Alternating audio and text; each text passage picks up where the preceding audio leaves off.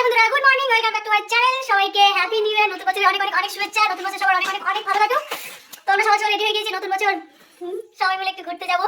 তো দেখো আমার সোনাবাটা সকাল সকাল রেডি হয়ে গেছি। তোমরা কোথায় যাচ্ছি তোমরা পুরো ভিডিওটা দেখে থাকো। আশা করছি তোমাদের মন মানে ভিডিওটা দেখার পরে ভরে যাবে। তো তোমরা কোথায় জেনে পুরো ভিডিও দেখতে থাকো। আর আমরা কে কে যাচ্ছি সেটা তোমাদেরকে দেখাবো রাস্তায়। এই যে একজন আর না কথা কি বলবো, এমনি তো যাবেই। তো চলো যা যাক। তো আমরা এই কজন মিলে যাওয়ার জন্য রেডি হয়ে গিয়েছি সকাল সকাল। তো দেখো আর একজন টুপি নাড়াতে নাড়াতে যাচ্ছে। তো চলো যাওয়া যাক। তো আমরা বাসে উঠে পড়েছি সকালবেলা। তো বাসটা প্রায় অনেকটাই ফাঁকা ছিল, কেউ নেই, মানে হাতে গোনা কয়েকজন লোক। তো দেখো ও কেমন লুকাচ্ছে, ওর মুখটা দেখাতে চাইছে না। যতবার আমি ভিডিও করি ও ততবারই এরকম করে, আর আমি একটু মজা করি। তো চলো যাওয়া যাক। তো এই দেখো পৌঁছে গেছি আমরা মায়াপুর। তো দেখতে পাচ্ছ ভিড় কেমন, আমি তো ভাবতেই পারিনি এতটা ভিড় হবে।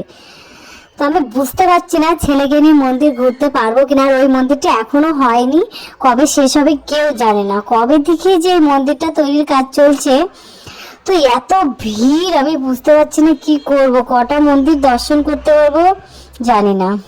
তো দেখো জাস্ট কি সুন্দর লাগছে না বলো। ঢোকার মুখে আমরা ভাবলাম একটু ফাঁকা হয় দেখি, কোথাও ফাঁকা জায়গা আছে নাকি। কোথাও ফাঁকা জায়গা নেই, যেখানে যাচ্ছে সেখানে লোকজন গিজগিজ গিজগিজ করছে। সব বাইরের লোক বেশি, আমাদের বাঙালি কম। তো এই দেখো গীতা প্রদর্শনী। তো এখানে কিছু জিনিস মানে সাজানো হয়েছে কোনো কিছু বোঝানোর জন্য। তো আমি বুঝতে পারছিলাম না, জিজ্ঞাসা করলাম, আমার খুব ভালো লাগছিল এগুলো। তো তোমরা কে কিরম বুঝতে পারছো সেটা আমাকে কমেন্ট করে জানিও। কিন্তু খুব সুন্দর লাগছিল এগুলো। এখানেই অন্তত ফাঁকা পেয়েছি আমি, যেই জন্য ঘুরে ঘুরে দেখছিলাম সবটা। তো খুব ভালো লাগছিল। আর মন্দিরের ভিতরে তো যেখানেই যাচ্ছি ফোনটাকে জমা দিয়ে যেতে হচ্ছে। ভিতরে তো আমি কিছুই তোমাদেরকে দেখাতে পারছি না। তো জাস্ট দেখো কি সুন্দর লাগছে, কত বড় বড় ফুল। মানে আমি তো বুঝতেই পারছি, আমি ভাবছিলাম যে আমার বাড়িতে যদি এরকম হতো। তো এই মন্দিরের ভিতরে আমরা ঢুকেছিলাম, কিন্তু কি করবো বলো, সব জায়গায় ফোনটাকে রেখে যেতে হবে। সেই জন্য তো ভিতরে তোমাদেরকে আমি কিছুই দেখাতে পারলাম না, শুধু মন্দিরটাই বাইরে থেকে দেখাতে পারলাম। তবে আমরা যে আজকে এসেছি, যে প্রথম দিনটা এইভাবে কাটাচ্ছি, এটাই অনেক ভালো লাগলো। সারা দিন ঘোরাফেরা মজা। তো দেখো কি সুন্দর লাগছে। আমি ছেলেকে নিয়ে এখানে দাঁড়িয়েছিলাম, ওরা একটু ওইদিকে কাজ করতে গিয়েছিল, মানে কি আর বলবো। তো চলো এই দেখো আমরা খাওয়া জায়গায় চলে এসেছি। 1টা 1:30 বেজে গিয়েছিল। তো টিকিট কেটে এখানে এসেছি। তো প্রথমে খিচুড়ি দিল। তো খিচুড়িতে খেলাম, আমার সোনাকেও দিয়েছিলাম। আমার সোনাটা খুব খুশি, ও কিন্তু কিছু খায়নি।